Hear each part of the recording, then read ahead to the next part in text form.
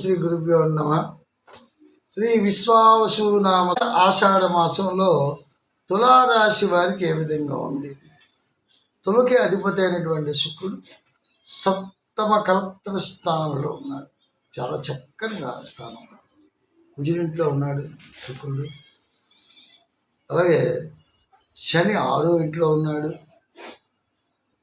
పంచమ స్థానంలో ఉన్నటువంటి రాహు ఉన్నాడు.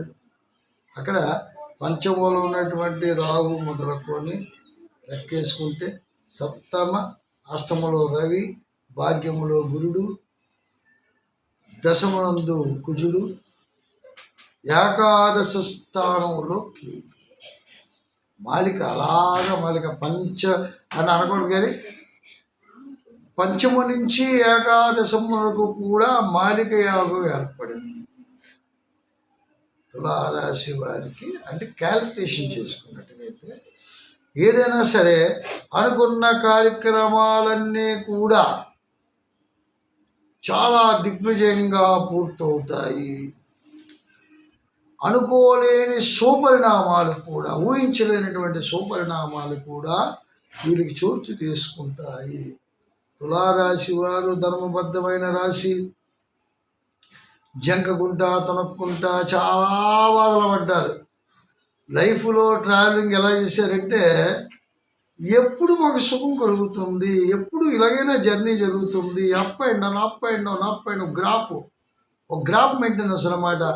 ఎత్తి లెగడం దిగడం, లెగడం దిగడం, స్ట్రేట్గా అన్నది లేకపోవడం, అలాగా నడుచుకొని వచ్చింది. ఇప్పుడు తులారాశి వారికి తిరుగులేదో చెప్తాను. నేను ఖచ్చితంగా చెప్తాను. ధర్మబద్ధంగా ఉంటారు. ఇది సామాన్యమైన రాశి కాదు తులారాశి వారికి. వాళ్ళ క్యాల్కులేషను, వాళ్ళ తాలూకా అనకూడదు, కానీ వాళ్ళ ఆలోచన చాలా చక్కని ఆలోచన. ఉడిదుడుకులు ఉన్నాయి. వాళ్ళు సొంతంగా డెవలప్మెంట్ అవుతారు. ఎవరు అది ఇచ్చిన ఆస్తులతో డెవలప్మెంట్ అయ్యే మనుషులు కాదు. ఒకరి దగ్గర అవస్థ పడరు, కక్కుర్తనం లేదు, చెయ్యి చాపుకొని జీవించేటువంటి మనస్తత్వం కాదు. వాళ్ళ కష్టాజితాన్ని నమ్ముకున్నటువంటి వ్యక్తులు, వాళ్ళు కష్టాజితాన్ని నమ్ముకున్నటువంటి వ్యక్తులు. వాళ్ళు సామాన్యమైనటువంటి వాళ్ళు కాదు. వాళ్ళు స్వయంకృతాపరాధంతో చేసినటువంటి తప్పులు కూడా దానికి పనిష్మెంట్ కూడా అనుభవిస్తూ పశ్చాత్తాపడుతూ ఎన్నో బాధలు పడుతుంటారు. నేను అదే చెప్తున్నాం. ఏదైనా సరే జాగ్రత్తగా మీరు మసులుకోండి, తొందరపాటు నిర్ణయాలు తీసుకోకండి. యుక్తిగా ఆలోచించండి. యుక్తిగా ఆలోచించినట్టుగా అయితే వాళ్ళు ఏముందంటే యుక్తి పనులే. వాళ్ళు తిరిగి తక్కువ వాళ్ళు కాదు, చాలా జాగ్రత్త. ఇందులోని సినీ రంగానికి అంటే కళారంగానికి పనికొచ్చినటువంటి ప్రముఖులు చాలామంది ఉన్నారు. నిర్మాతలు ఉన్నారు, దర్శకులు ఉన్నారు, కళాకారులు ఉన్నారు, టెక్నీషియన్స్ ఉన్నారు, మంచి టెక్నీషియన్స్ ఉన్నారండి, డిఓపీస్ ఉన్నారు, ఫోటోగ్రాఫర్స్ ఉన్నారు. మరి అనకూడదు, కానీ కంప్యూటర్లోని నాలెడ్జ్ ఉన్నటువంటి వాళ్ళు ఉన్నారు.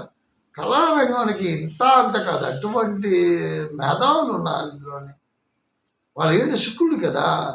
శుక్రుడు ఎప్పుడు కూడా యోగకారకుడే, తెలివితేటలు ఇస్తాడు. వాళ్ళు ఏంటంటే కష్టపడమంటాడు.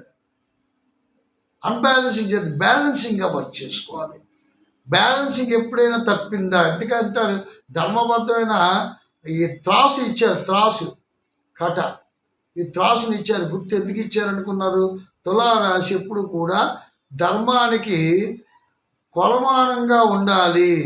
కొలమానం, వాళ్ళ జీవితం కూడా కొలమానంగా ఉంటుంది. అందుకనే చాలా కొలమానం కోసం త్రాసు ఇస్తారు. త్రాసు అంటే సామాన్యం కాదు.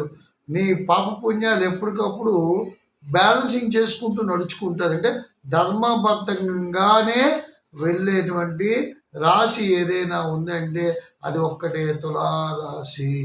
కోణమా వాళ్ళు కొలుసుకున్నటువంటిది అన్నమాట. పాపపుణ్యాలకి ఒక ధర్మబద్ధంగా అంటే చూసారే కదా త్రాసు. అది ఏముందండి, న్యాయమూర్తి చేతిలో ఉంటుంది. అటువంటి త్రాసుని ఇండికేషన్గా గుర్తింగా అక్కడ పెట్టుకున్నారు. తులారాశి, తులు తూగుతున్నటువంటి రాశి, తులాభారానికి దగ్గరగా ఉన్నటువంటి రాశి అది ఉంది. తొలుతూగడం. అటువంటి తులారాశిని ఈ సంవత్సరం అన్ని రకాలుగా బాగుంది. జ్యేష్ఠ ఆషాఢ మాసంలో అన్ని సుఫలితాలే ఉన్నాయి. ఎటువంటి భయపడవలసినటువంటి పని లేదు. వీడు శివారాధన చెయ్యండి. మళ్ళీ మరి ముందుకు వస్తాను. అంతవరకు సెలవు. ఓం